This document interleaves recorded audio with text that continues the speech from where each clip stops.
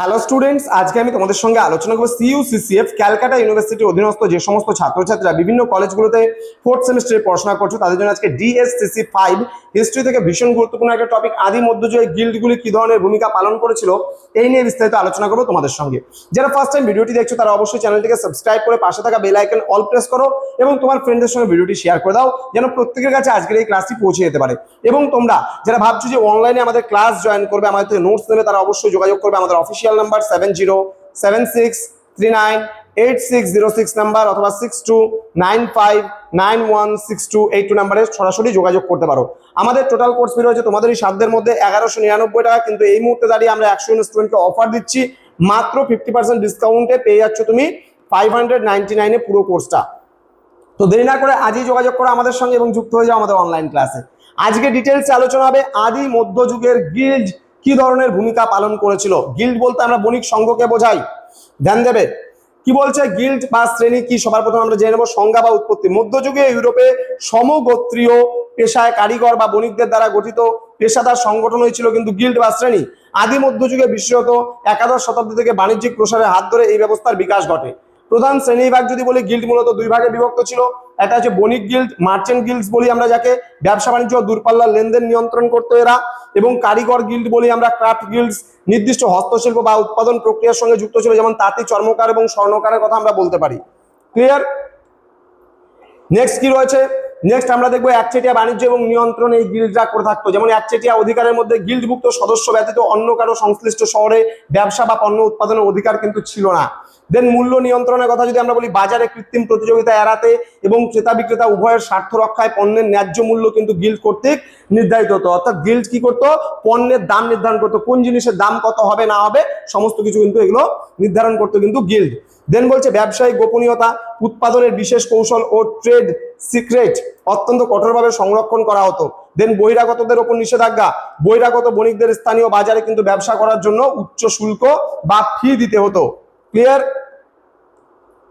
এবার গিল্ডের স্তরবিন্যাস। গিল্ডকে যদি আমরা ভাগ করি, কয় ভাগে ভাগ করবো? প্রথম যেটা ছিল সেটা শিক্ষানবিশ।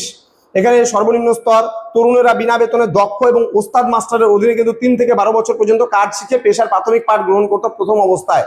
দ্বিতীয়ত বেতনভোগী কারিগর হতো। প্রশিক্ষণ যখন শেষ হয়ে যেত এরা দৈনিক বা চুক্তিভিত্তিক মজুরির বিনিময়ে কিন্তু বিভিন্ন মাস্টারের অধীনে কাজ করত এবং নিজেদের সঞ্চয়ও কিন্তু বৃদ্ধি করত। দেন 3 নম্বরে ওস্তাদ বা মাস্টার হতো। সর্বোচ্চ স্তর, নিজস্ব পুঁজি তৈরি করে গিল্ডের পরীক্ষায় উত্তীর্ণ হয়ে এবং নিখুঁত মাস্টারপিস তৈরি করে এই মর্যাদা কিন্তু তারা লাভ করত। এবার পণ্যের গুণগত মান ও নিয়ন্ত্রণের কথা আমরা যদি বলি, মান নিশ্চিতকরণ গিল্ডের পরিদর্শকরা কি করতো, নিয়মিত প্রতিটি কর্মশালা ঘুরে দেখতেন। ত্রুটিপূর্ণ এবং নিম্নমানের পণ্য তৈরি করলে কঠিন জরিমানার ব্যবস্থাও কিন্তু করা হতো। দেন দিবালোক নীতি কি ছিল, রাত্রে কৃত্রিম আলোতে কাজের মান খারাপ হতে পারে, তোমার হচ্ছে বিধায় রাতের শিফটে উৎপাদন কঠোরভাবে নিষিদ্ধ ছিল। মানে রাতে কিন্তু কোনো কাজ হতো না, দিনের বেলায় কাজ হবে। ঠিক আছে? কাঁচামালের সমতা, উৎপাদনের ক্ষেত্রে নির্দিষ্ট মাপের এবং সমমানের অনুমোদিত কাঁচামাল ব্যবহার বাধ্যতামূলক ছিল। দেন ভোক্তা অধিকার রক্ষা কি বলছে, গুণগত মান বজায় রাখার মাধ্যমে ভোক্তাদের বিশ্বাস অর্জন করা গিল্ডের অন্যতম নীতি ছিল, যা আধুনিক ট্রেডমার্ক ব্যবস্থার ভিত্তি স্থাপন করেছিল। ক্লিয়ার? নেক্সট সামাজিক ও ধর্মীয় কিছু ভূমিকা ছিল এদের। কি বলছে, পারস্পরিক সহযোগিতার কথা, সদস্যদের নিয়মিত চাঁদায় বিশেষ তহবিল গড়ে তোলা হতো। অসুস্থ এবং অক্ষম সদস্য এবং মৃত সদস্যদের বিধবা স্ত্রী এবং এতিম সন্তানদের কিন্তু আর্থিক সাহায্য করা হতো। দেন ধর্মীয় আচার এবং পৃষ্ঠপোষকতা, প্রতিটি গিল্ডের একজন নির্দিষ্ট পৃষ্ঠপোষক সন্ত থাকতেন। গিল্ড নিজস্ব অর্থায়নে চার্চের কিন্তু রক্ষণাবেক্ষণ এবং বার্ষিক শোভাযাত্রার আয়োজন করত। নেক্সট বলছে শিক্ষা এবং পরোপকার, দারিদ্র এবং অনাথ শিশুদের জন্য বিদ্যালয় পরিচালনা, অন্ত্যেষ্টিক্রিয়ার খরচ বহন এবং স্থানীয় জনহিতকর কাজে কিন্তু গিল্ডের সামাজিক তহবিল ব্যবহৃত হতো। ক্লিয়ার? এবার রাজনৈতিক ক্ষমতা এবং স্বায়ত্তশাসনের কথা যদি বলি আমরা, তাহলে রাজকীয় সনদ এবং স্বাধীনতার কথা বলতে হয়। যে গিল্ডের প্রভাবশালী ধনী বণিকরা রাজা বা সামন্ত প্রভুর কাছ থেকে মোটা অঙ্কের কিন্তু বিনিময়ে রয়্যাল চার্টার আদায় করত। এটি তাদের স্বাধীনভাবে কর সংগ্রহ এবং স্বায়ত্তশাসনের অধিকার দিত। নেক্সট বলছে নগর প্রশাসন ও বিচার ব্যবস্থা।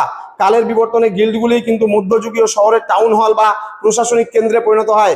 গিল্ড কর্মকর্তারা স্থানীয় আদালত পরিচালনা করতেন এবং বাণিজ্যিক বিরোধ নিষ্পত্তির একচ্ছত্র ক্ষমতার কিন্তু অধিকারী ছিলেন এরা। ক্লিয়ার? এবার গিল্ডের প্রকারভেদ বা তুলনা যদি বলি আমরা, দেখো সদস্যবৃন্দ মোটামুটি বণিক সংঘ এবং কারিগর গিল্ড যেটা ছিল, মানে সদস্যবৃন্দ কারা ছিল? বণিক গিল্ডের, পাইকারি ও খুচরো ব্যবসায়ী, দূরপাল্লার পণ্য আমদানিকারক, এবং কারিগর গিল্ডে কারা ছিল? স্বর্ণকার, তাঁতি, কর্মকার, রাজমিস্ত্রি ইত্যাদি কারিগর। প্রধান লক্ষ্য যদি বলি, বণিক গিল্ডের প্রধান লক্ষ্য ছিল বাণিজ্যিক একচেটিয়া অধিকার প্রতিষ্ঠা এবং বাজার সম্প্রসারণ।